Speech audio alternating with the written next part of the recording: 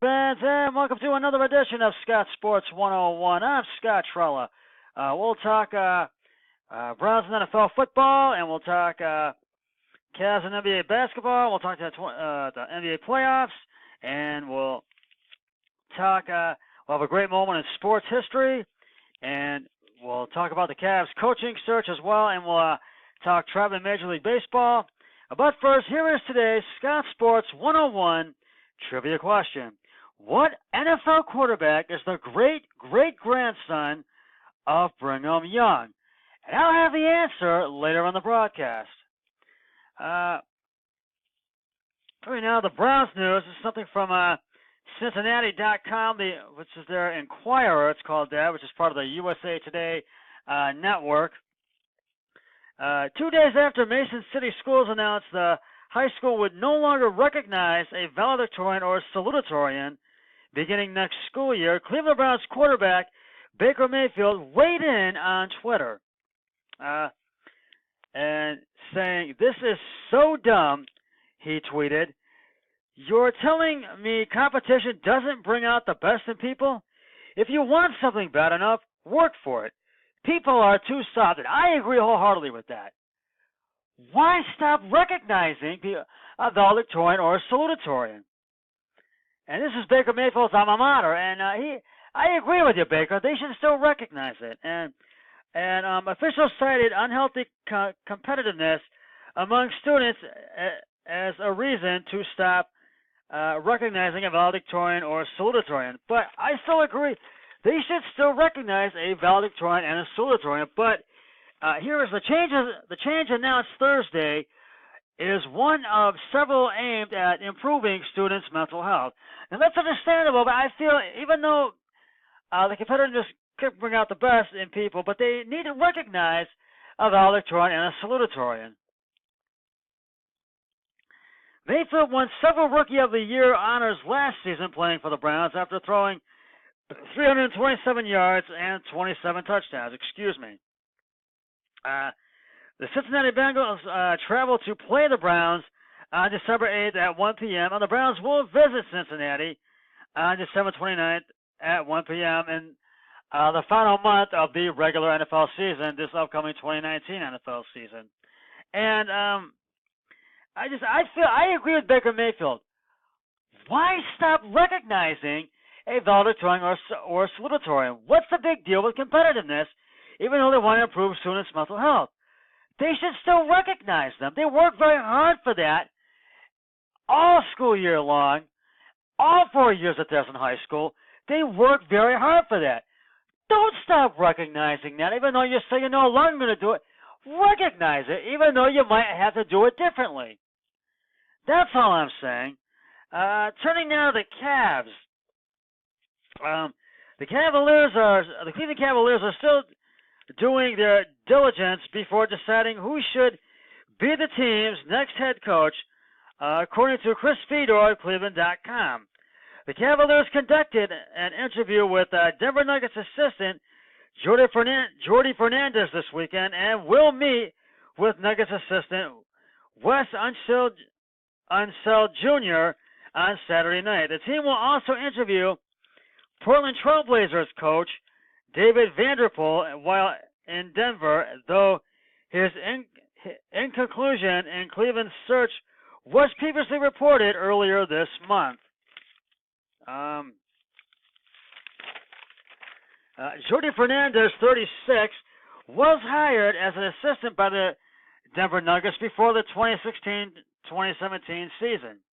His first NBA gig came in 2009 as a player development specialist with the Cleveland Cavaliers, who sent him down to the G League's Canton, charged to be an assistant for 4 years. 4 years later. After just one season with the Charge, Fernandez, a native of Spain, took over as the team's head coach for the next 2 years. Now, Unseld, meanwhile, is Mike Malone's top assistant with the Denver Nuggets. He came to the team in 2015-2016 and has since been credited with helping Denver craft an improved defense and the development of the team's impressive young core. His father, Wes Unseld Sr., was inducted into the Hall of Fame in 1988 and 10 years later named one of the NBA's 50 greatest players of all time. The Cavs fired Tyronn Lue early in the 2018-2019 season and parted ways with interim head coach Larry Drew at the conclusion of the regular season.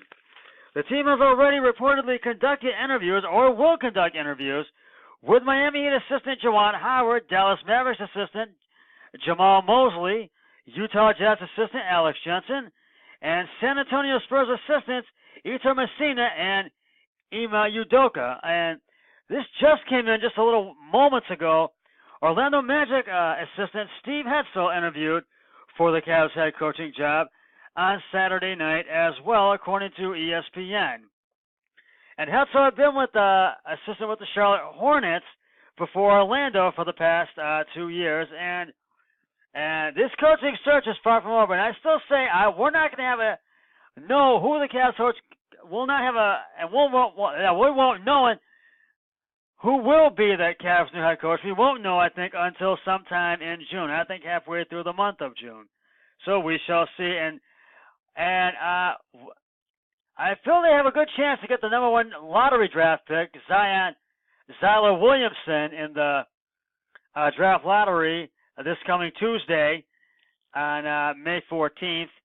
And I feel that if they get Zion Williamson, do they keep him or do they trade for LeBron James? Now, it's still up in the air, but I just feel I don't know if a trade for LeBron James is such a good idea. They might want to hold on to Zion Williamson.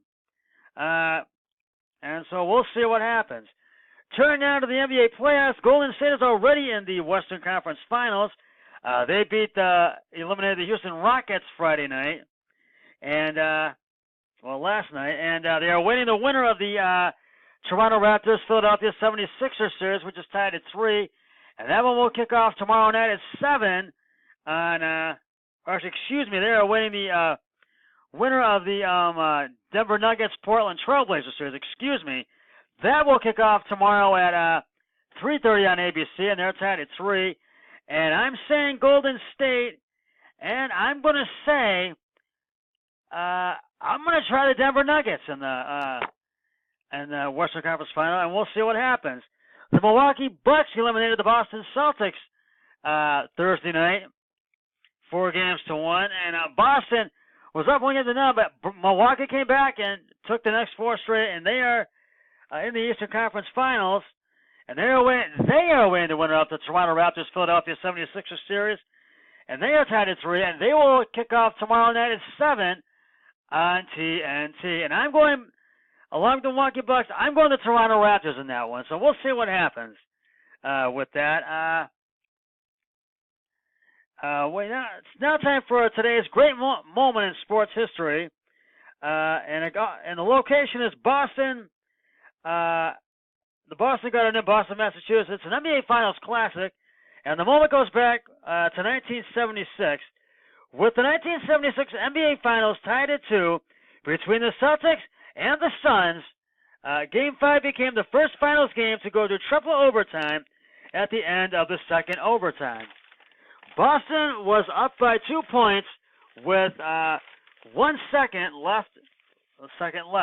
The Suns sank a jumper at the buzzer to send the game into a third overtime, with many players having fouled out. Reserve forward Glenn McDonald scored 6 points in the third overtime, giving Boston a 128-126 victory. Now here is the impact. The Celtics won Game 6 2 days later in Phoenix, giving the franchise their 13th NBA title. And I know Boston was never forgotten that, and they remember that wholeheartedly. Well, we will get to the tribe in just a moment, but first it is now time for the answer to today's Scott Sports 101 trivia question. What NFL quarterback is the great-great-grandson of Brigham Young? And if you said Former 49ers great Steve Young, you are correct.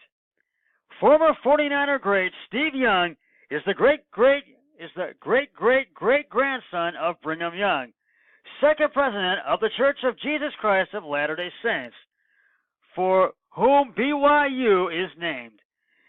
In his senior year at BYU, Young set an NCAA single-season record with 71.3% 71.3 completion percentage. With his 71.3 completion percentage. And I will have another trivia question on my next broadcast, so stay tuned for that. I will do the tribe in just a sec, but I have something that I want to plug right now. I'm with an adult show choir for all my friends in Cleveland, an adult show choir called Notoriety Show Choir of Solon. And coming up next month in June, on June 13th, 14th, and 15th, we have our annual spring show coming up, and it's entitled We Sing, We Dream. And the Thursday and Friday shows, June 13th and 14th, are at 7 p.m. And the June 15th show is a matinee at 2 p.m. Tickets are, pre-sale tickets are $10 at the door. Children are pre-sale tickets are $10, $12 at the door, and children are $5, and it's at Solon High School in the auditorium, 33600 Inwood Road in Solon, Ohio. And it's a great show. You're going to love it. I have a solo in it, Uptown Girls by Billy Joel. You got great group numbers and small group numbers, full set, full costumes, everything. And for tickets or more information, you can call 216-513-3361 or email and go to notorietyshow@gmail.com, and group rates are still available. It's a great show, and I'm looking forward to it, and there's going to be a lot of great choreography, a lot of great skills, great numbers, so come on out and see us. Notoriety Show Choir, we Sing, We Dream, June 13th, 14th, and 15th at Solon High School in the auditorium, 33600 Inwood Road in Solon, Ohio, 44139. Thursday and Friday shows, June 13th to 14th at 7 p.m. and June 15th, the Saturday matinee show at 2 p.m. The Tribe lost Game 2 of this three-game series against the Oakland Athletics, 3-2 at Oakland Company Coliseum in Oakland, California. Trevor Bauer was on the mound on the hill for the Tribe, and Bauer had an awesome day. Did quite well, going 7 innings, giving up 2 hits, 2 runs, and striking out 10 batters. Then A.J. Cole came on in the 8th and 9th innings, but could not get the job done, and the Tribe scored 1 in the 5th and 1 in the 9th. The Tribe will try to avoid a 3-game sweep of the Oakland Athletics as they take on the Oakland Athletics tomorrow afternoon at Oakland Company Coliseum in Oakland, California. Jeffrey Rodriguez on the hill for the Tribe with a record of 0-2. Will try to get his first win of the season. And Daniel Mengden on the hill for the Athletics with a record of 0-0. They're trying to get his first win of the season. And the Tribe is 5 games back of the Minnesota Twins in the AL Central Division. First pitch at 4:07 on Sports Time, Ohio. Well, that's just about going to wrap it up for this edition of Scott Sports 101. And I'll be back with another podcast tomorrow. And on Mother's Day, and I wish all the moms and grandmas a happy Mother's Day tomorrow. But until then, always remember, be a team player each and every day, in every way possible. So long, everybody. 3, 2, 1, I'm done.